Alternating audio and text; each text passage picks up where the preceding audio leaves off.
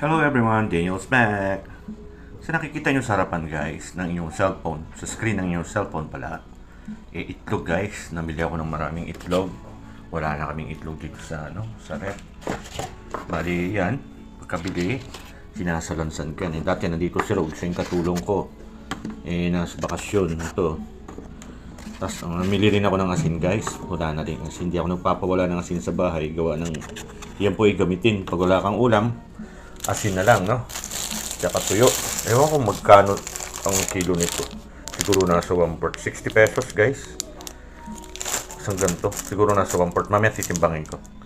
Para malaman ko. Ito, sasalansan kan, guys. Dito. Sa tray. Yan. Yan. Ayan na siya, guys. Mukha na siyang neat. Tapos lalagay natin sa chiller. No? Nakakasipag talaga si Meta, no, guys?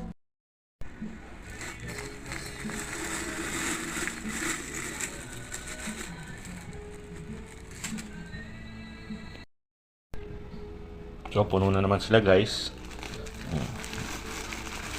Yan, madali rin maubos na kasi yung pagkain ng aso nilalagyan ko ng asin. Para may lasa. Aside dun sa baboy. Sodas ng baboy, no. Lulutuan ko pa yung mga guys, yung mga doggy ko.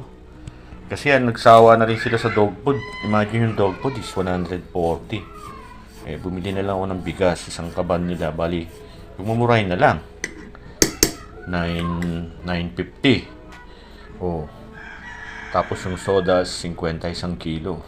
Bali 1 kilo, 2 araw nila sigurado yun kung nananawa sila.